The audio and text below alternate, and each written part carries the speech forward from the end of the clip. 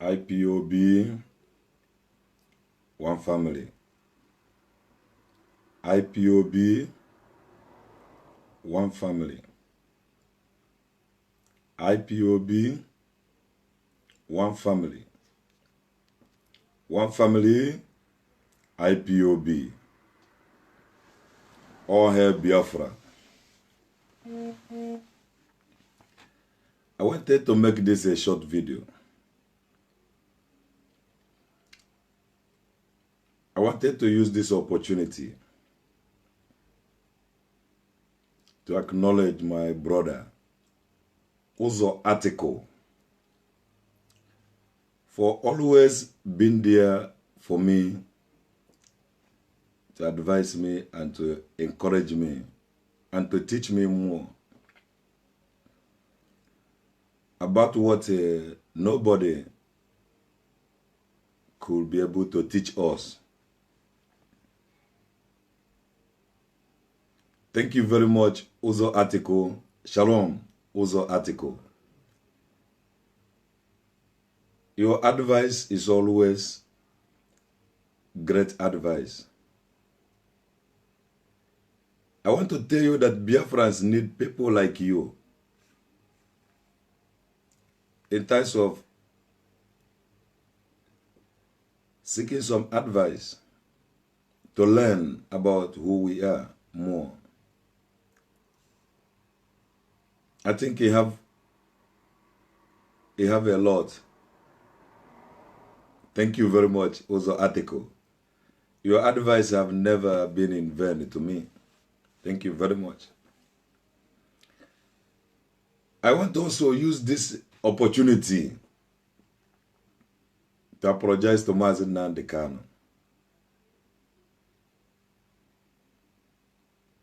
for his effort the man who stand up to say no for the marginalization of his own people.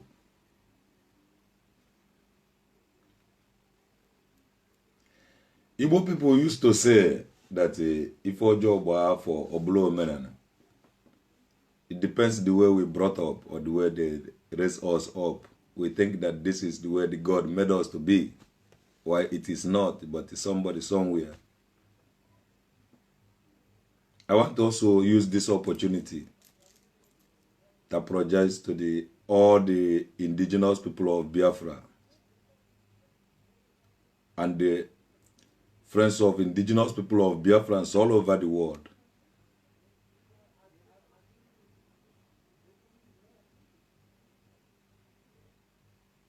I have lived and I have learned. I have learned from the both sides of it. And I will tell you, please forgive me. In any way that you think that I wrong you, I'm asking all of you, please forgive me. There is no way else we can abandon our history, our stories. Igbo people used to say, Kabonya no gana anabeya. No matter how our home is, no matter how our place looks like, we must always go visiting there. It is our home. We cannot run away from who we are. We cannot run away from who we are. We are Biafrans. There was a country. There are people.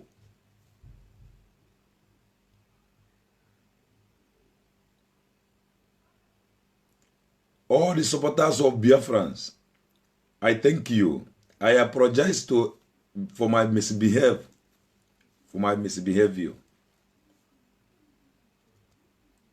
I'm using this opportunity also to encourage those people that do not support Biafra. Please, talk about Biafra.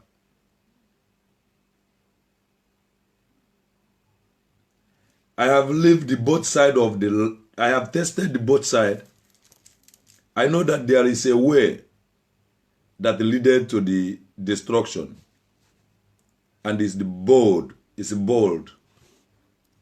And many people are going there. And at the end is the destruction. There are the narrow one that is leading to everlasting life. At the end is everlasting life. It's hardship, pain, difficulties. Biafrans have died in many times. There are many things that have been happening to Biafrans. I choose to be there because that place tells my stories. 1968, 1970, something happened, and that have become a part of our history, our stories.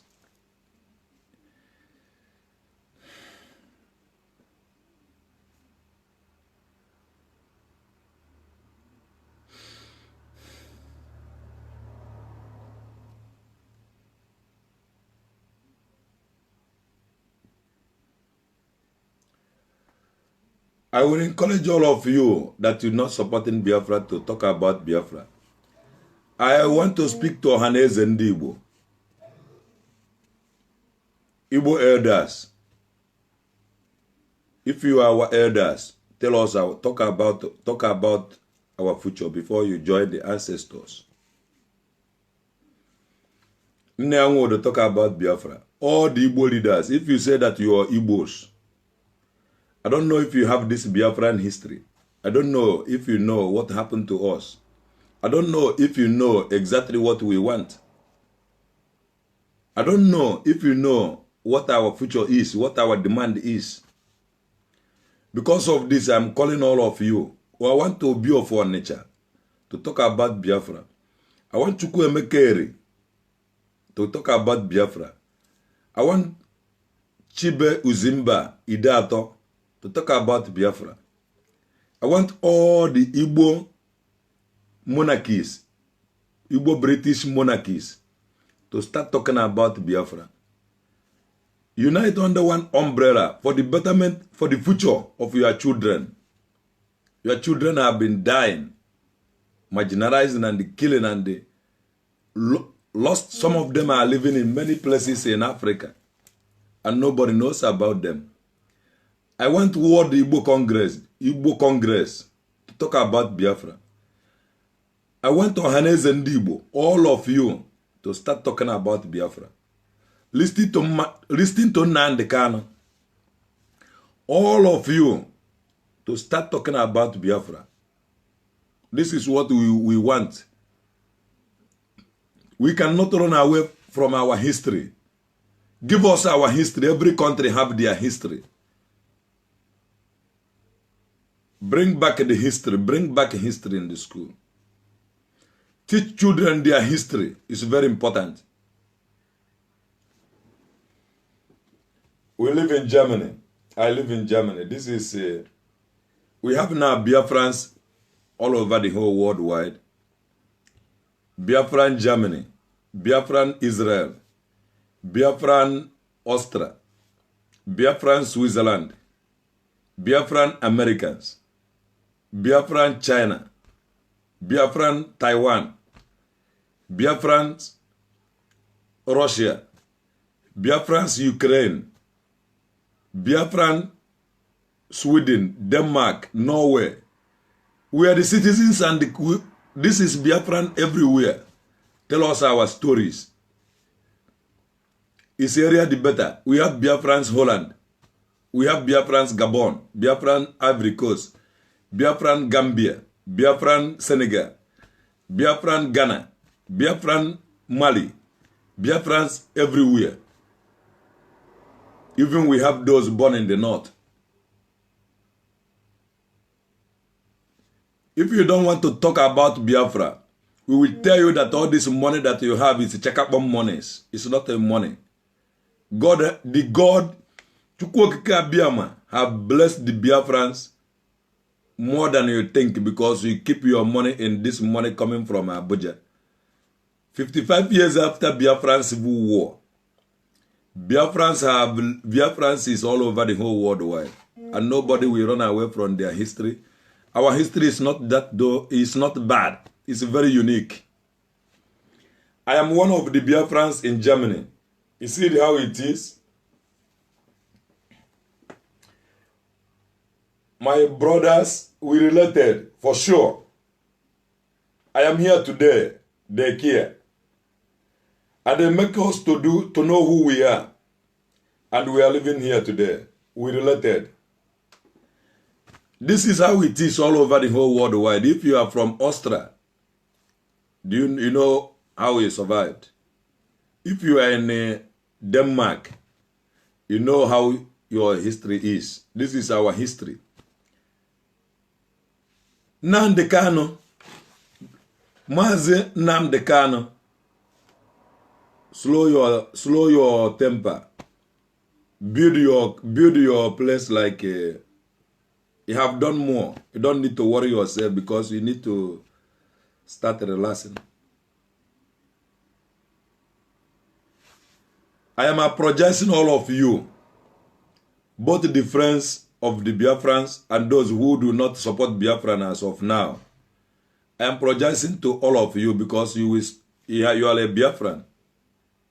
If you are not supporting, if you are not part of our history, then tell us who you are.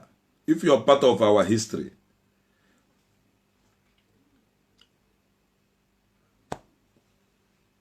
arise and shine. It is the time. Arise and start telling your story with your culture and the tradition and we want to see. We want to decorate the world. We want to decorate the world. Do not be left out. You carry that along. You are loved. You are loved. Biafrans all over the world show me love today. I think I share the love to all of you. Mazi Nnamdi Kanu, please slow your temper. Everything is Biafra. You have worked too much for this struggle. And let me tell other people, onye kwụrụ ọtọ ebutuo ya somewhere ga-akwụ ọtọ, stop it. Ya anaghị atọ ebe n'ikeji izu ọgụ. Ndị mmadụ na-akụghịrị ndị na-aga atọ ebini. Biko na phone a ka m ji eme program, achọghị m ka mmadụ kpọọ na phone. Stop on kwụsị na ị na-akụghịrị ndị mmadụ stored, ọ dịghị mma. Biafra ga-enwe ego. Biafra ga-enwe nnukwute ego. Nwekarịa ụwa niile na ego. Biafra ga-enwe ego, onye na-ezi anya na ego ahụ. Ego eji emecha bara unu niile ụlọ. Biafra ga-enwe nnukwute ego, onye na-ezi anya di ya. Ọ ibe amara unu ji wee tọ n'ụkpọkwụrụ otu unu tọrọ. Ego na ọwụ na-atụ na Biafra na-etikọ ihe ebe ahụ ego Biafra. Israel nwere nnukwute ego n'elu ụwa unu amaghị onye basi nwe ego. Ibe ọma na-abịara unu na-atọsasị ya na anụ ọgụ. Ibe ọma na-acha ịbịara unu. Biafra wu nnukwute obodo Chukwu tere mmanụ. Ibe niile ekwuru na ana Biafra ọ na-abịa na mmezu. Ti ibe na ego ebe ahụ. Lụwanụ piramidi ahụ. Ọ nke unu ka ọwụ. Ti ibe na ihe onye ọwụ na mebe ya. Ọ ibe unu kwesịrị ime. Ọ mmadụ ka unu wụ. Ọwụ na unu ga-enelu anya ebe niile unu nọ n'elu ụwa. Ibe niile unu nwere. Unu amara na unu ga-emebe eketa. Ugbu a oge. O nwere ife mere na Bremen. Ndu ka ngwakwuo unu. Mmiri zoro na Hamburg, o zokwuru n'Odinburgh, mana ozoho na Bremen maka achụrụ ya. Ọsọ nsọ okwu ọnụ.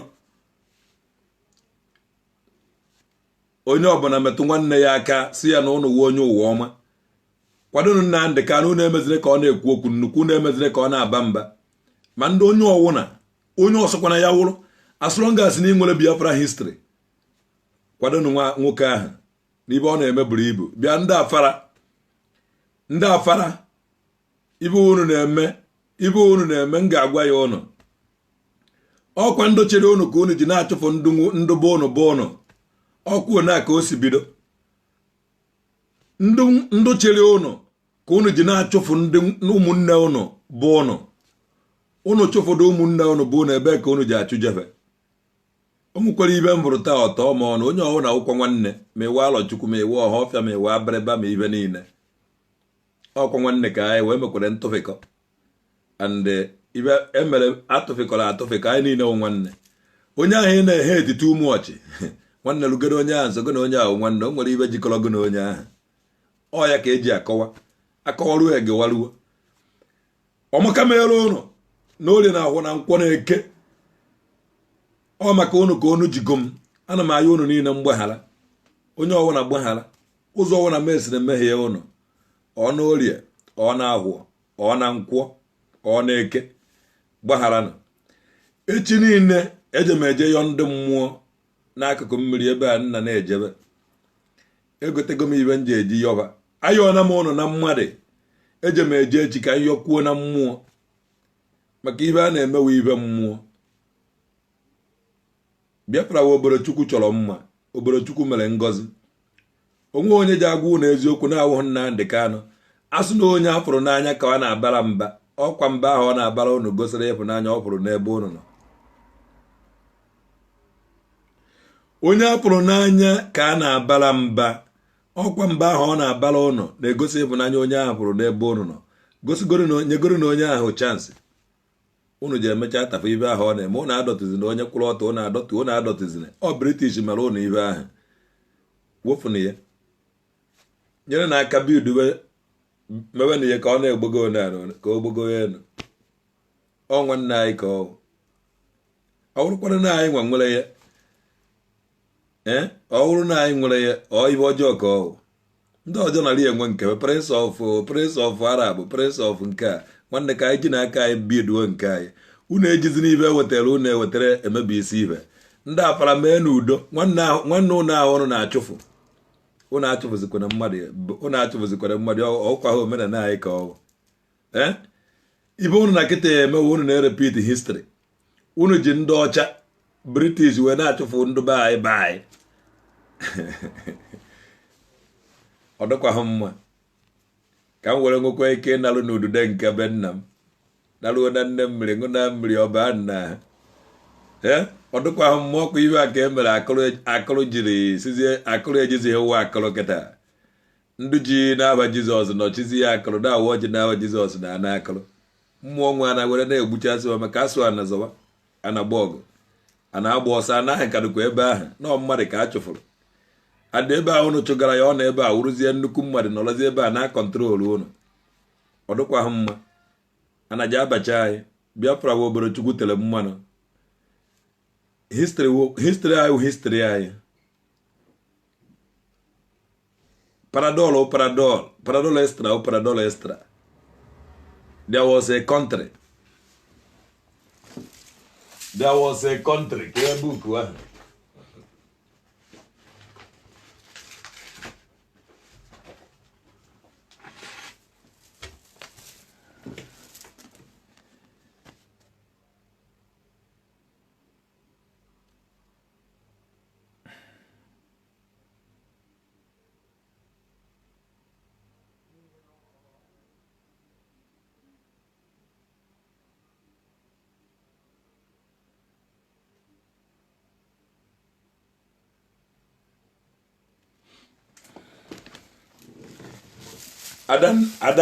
adanne m nwụrụ n'agha Biafra na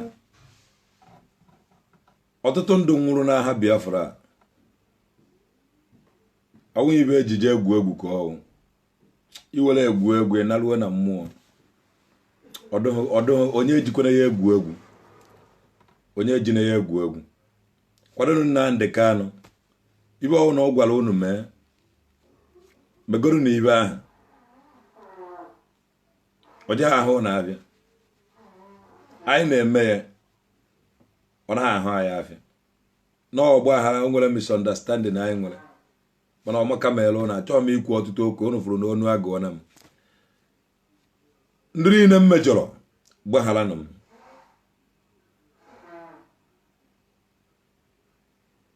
please forgive me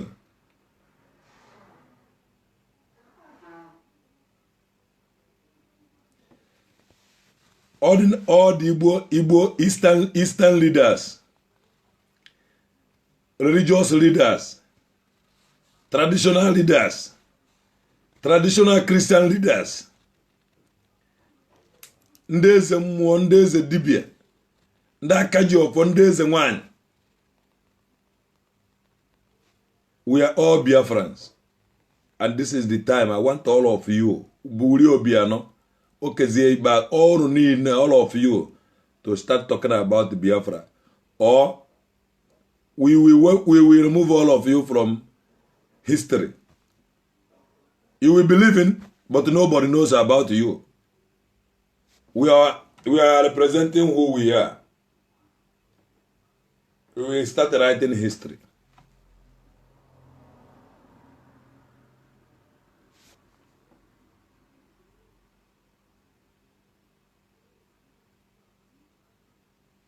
Thank you very much. If you have found the favor, or if you have found it in your heart to forgive me, I am not afraid. I am not ashamed to say, please forgive me.